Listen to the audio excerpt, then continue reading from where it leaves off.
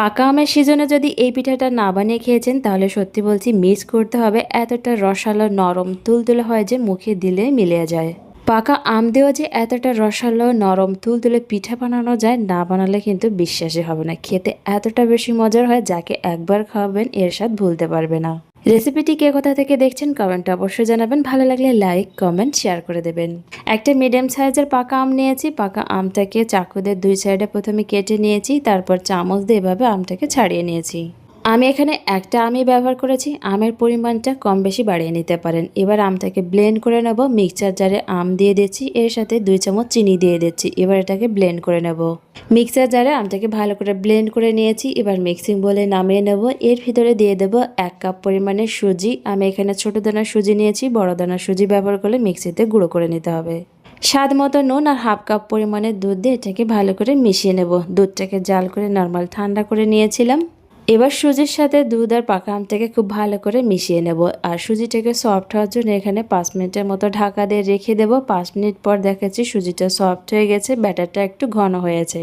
এই ব্যাটারটা আগে থেকে কিন্তু বেশি পাতলা করে তৈরি করা যাবে না। এবার এর ভিতরে দিয়ে দিচ্ছি একটা ডিম। ডিমটা কিন্তু অবশ্যই রুম টেম্পারেচারে থাকতে হবে, ঠান্ডা ডিম এখানে ব্যবহার করা যাবে না। ফ্লেভারের জন্য আমি এখানে দিয়ে দিচ্ছি সামান্য পরিমাণে এলাচ গুঁড়ো। এবার এগুলোকে একসাথে ভালো করে মিশিয়ে নেব। অনেকেই জিজ্ঞেস করেন ডিম ব্যবহার করলে ডিমের আষ্টে গন্ধ আসবে কি না। কোনো রকম কোনো ডিমের আষ্টে গন্ধ আসবে না। যারা ডিম খেতে পছন্দ করেন না তারা ডিমটাকে স্কিপ করতে পারেন। এবার এর ভিতরে 1/2 চামচ বেকিং পাউডার দিয়ে খুব ভালো করে মিশিয়ে নেব। পাকা আমের সিজনে যদি এইভাবে একবার পিঠা বানিয়ে না খেয়েছেন সত্যি বলছি মিস করতে হবে। পাকা আমের এই রসালো মালাই পিঠাটা খেতে এতটা বেশি মজার লাগে, যাকে একবার খাবেন এর স্বাদ ভুলতে পারবে না। পিঠার ব্যাটারটা রেডি হয়ে গেছে। পিঠাগুলো আমি স্টিলের বাটিতে তৈরি করব। তার জন্য স্টিলের বাটিটাকে প্রথমে তেল ব্রাশ করে নেব। এবার স্টিলের বাটিতে পিঠার ব্যাটারটা দিয়ে দেব। স্টিলের বাটি যদি হাতের কাছে না থাকে কেক টিনও কিন্তু একবারে পিঠাটা তৈরি করতে পারেন। চাইলে আপ্পাম প্যানও পিঠাগুলো তৈরি করতে পারেন। কড়াইতে দিয়ে দিচ্ছি পরিমাণ মতো জল, একটা স্ট্যান্ড দিয়েছি, তার সাথে 1 টুকরো লেবু দিয়ে ঢাকা দিয়ে জলটা গরম হয়ে গেছে। এবার বাটিগুলো দিয়ে এটাকে ঢাকা দিয়ে মাত্র 10 মিনিট ভাপিয়ে নেব। ঢাকনা একটা ছিদ্র ছিল, সেটা এরকম লবঙ্গ দিয়ে বন্ধ করে দিয়েছি। চাইলে একটা পেপার দিয়ে বন্ধ করে দিতে পারেন। 10 মিনিট হয়ে গেছে। এবার ঢাকনাটা খুলে নেব আর একটা টুথপিক দিয়ে চেক করে দেখব পিঠাটা হয়েছে কিনা। টুথপিকটা পরিষ্কার বেরিয়েছে, পিঠাটা হয়ে গেছে। এগুলোকে নামিয়ে হালকা ঠান্ডা করে নেব। দুধটাকে আগে থেকে কিছু সময় জাল করে নিয়েছিলাম। এবার এর ভিতরে দিয়ে দেব পরিমাণ মতো চিনি, সামান্য পরিমাণে নুন আর 2টা এলাচ দিয়ে দেব। দুধটাকে এখানে বেশি সময় জাল করতে হবে না, কিছু সময় জাল করে নিলেই হয়ে যাবে। আগে থেকে দুধটা জাল করা ছিল, তাই দুধটাকে বেশি সময় জাল করব না। দুধটা জাল করা হয়ে গেছে। এদিকে পিঠাগুলো হালকা ঠান্ডা হয়ে গেছে। পিঠাগুলো কিন্তু একদম পুরোপুরি ঠান্ডা করা যাবে না, এটাকে হালকা গরম রাখতে হবে। এবার বাটি থেকে ছাড়িয়ে পিঠাগুলো নামিয়ে নেব।